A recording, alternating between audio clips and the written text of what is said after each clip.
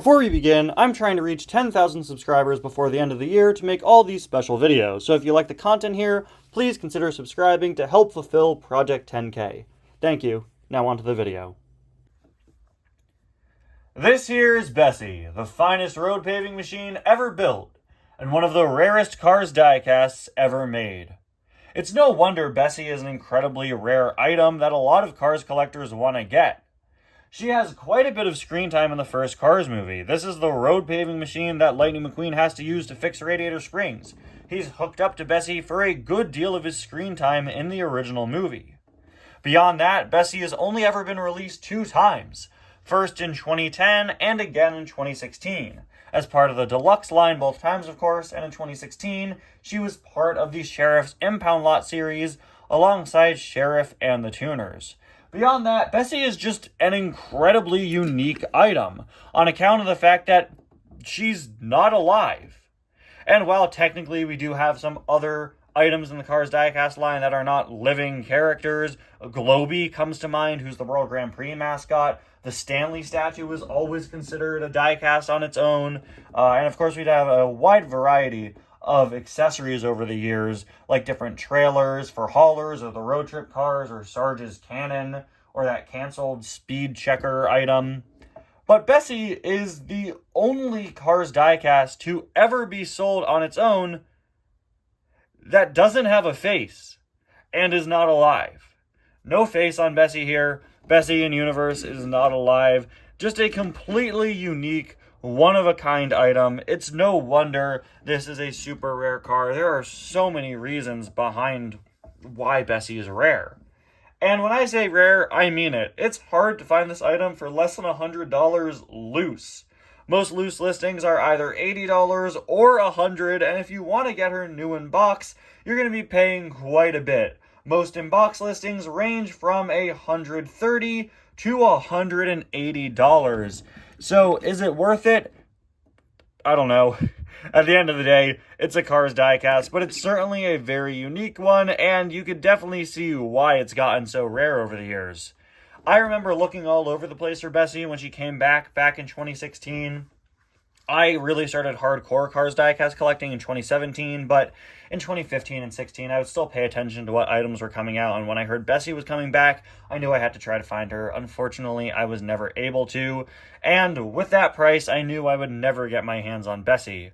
But then my friend, the Piston 11, came in clutch and actually sent me a Bessie that he found. He lives over in Spain, and he's found over the years, especially recently, a lot of people over there have been selling their collections. Cars collecting isn't as big as it is here over there in Spain. So he was able to pick up a Bessie for me for only 20 euros.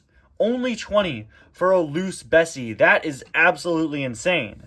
And he sent it to me alongside a bunch of other cars. He sold them to me all for $100. So I got Bessie for a fraction of a fraction of a fraction of the price. And I'm so incredibly grateful to add this to my collection.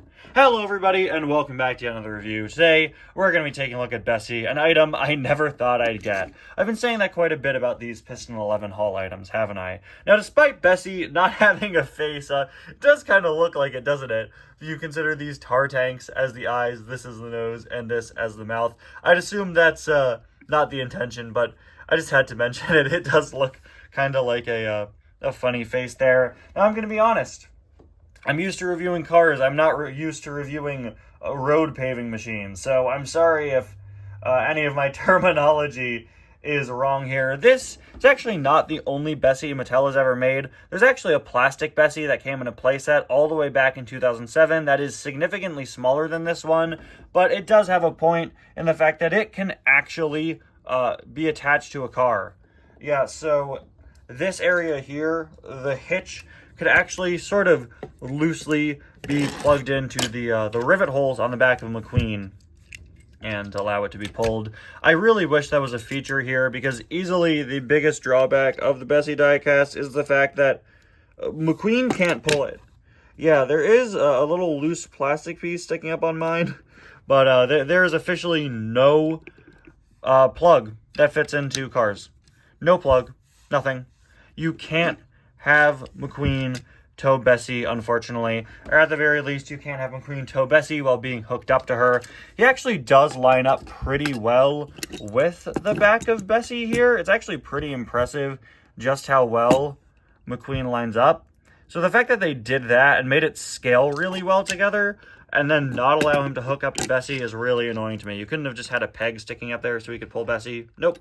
So it looks good on static display, but in play, unfortunately, it really doesn't. My other big complaint about Bessie is just how undersized she is. This is honestly a pretty small item. Just looking at any shot of Bessie in the movie, you can see she is supposed to be quite a bit larger, especially like the tar tanks, you know, but really every part of this item should be quite a bit bigger. Just for reference, here are a few other deluxes I've recently taken a look at. Here's Hummer Sven. And here's just your average hauler cab here, Cars 2 Mac. You can see that Bessie, unfortunately, is quite a bit smaller than she should be. And really, they should have made her quite a bit taller. If this Mac can fit in a deluxe bubble, then surely Bessie can, right? Then again, Bessie does have a lot of different parts that stick out in different ways, and some parts are tall, and some parts are shorter, some parts are longer. You know, it's a very complex shape, so I really respect the fact that they were able to pull it off in the first place. And I get that, yeah, it's not as big as I would hope for it to be, but, you know, this is the best that we're gonna get. Probably the most prominent thing on Bessie here are her 2 tanks full of tar. You saw me trying to pry them open in the last shot. Despite the fact that they are definitely hinged on there, they do not open, and in the movie they also don't open. The tar just sort of bubbles around this whole general area here, just sort of blasting out tar here from these canisters. We have all of these different pipes and tubes, and it's super impressive. They are all soft plastic pieces. This one is quite a bit bendy and loose, unfortunately, but again, I got this item loose, so yeah. As you can see, we have all of the grain here, I assume gravel, that goes in the back. You can see how it's sort of fed in. It's all a static piece here, of course. All of this is plastic. Very little metal on this item, although some good chunks of the base are. This whole area back here is completely metal. Yeah, you can see all the gravel. It's really funny to me that mine has some of the gravel chipped. It really breaks the illusion immediately to see that yellow on the gravel. But you can see it would be fed in here and fed through here and then sprayed with some of the tar in here, and then it would come out down here to create the tar for the pavement. It's honestly really impressive. It's pretty cool to see that you can really see how the whole process works here. Unfortunately, no play features, nothing moves or anything like that. It is a static item in that regard, but it's still really impressive to see how all those pieces would come together. All these different spouts and stuff sticking out of different places of Bessie are really impressive and well put together there. We of course have the Bessie text here. I want to make sure I don't miss anything on this item since it's so exquisitely molded. There are so many little things to mention, and like I said, I'm not very familiar with how a machine like this works and what the parts would be called, so I can't acknowledge everything by name, unfortunately. You can see the tar dripping down here. Unfortunately, the plastic is segmented in a few places, so it does look a little bit awkward, but still pretty great there. We've got 2 small wheels here, and then of course the whole road paving sort of steamroller area back here to smooth out the road. On the back, you can see that Bessie is actually an acronym, Basic Service Equipment, BSE, which is why we call her Bessie. I'm sure I knew that at some point, but I completely forgot about that, and that is a pretty cool detail, the sort of thing you don't really see in the movie, but you can see on the diecast there. Caution, equipment service may be hot, so don't touch it. Don't do what I'm doing right now. Do not touch Bessie. In real life, this is a toy car. It's perfectly fine. I really like all of the sort of studs here that are sculpted on. I don't know if this is supposed to be the metal warping with heat over the years, or if this is supposed to be like bolts, how it's constructed. I'm not really sure, but regardless, I think it's pretty cool. I think the black speckled wash on Bessie is probably a little over the top. I think there are more realistic ways to make the item look dirty. And I also think the yellow was a bit too vibrant for Bessie. Just looking at this screenshot that I've had here. Oh, hey, this is the Cars Police's review of Bessie. I didn't even realize that. I had this up as a reference image.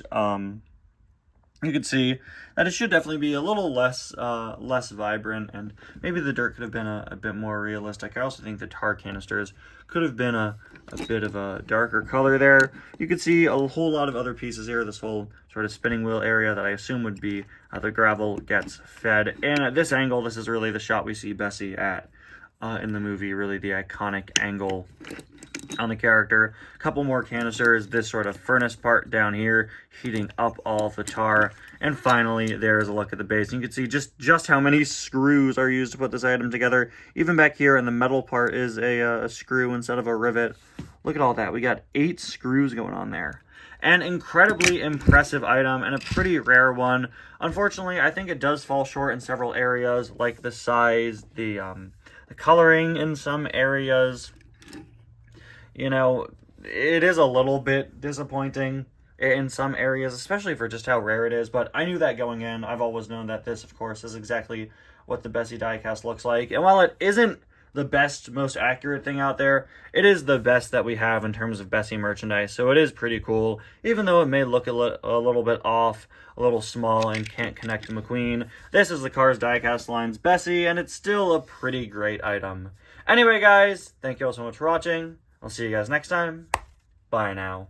Yeah, no matter what I said with the shortcomings, I just want to stress how well molded this car is. Look at that. Super cool.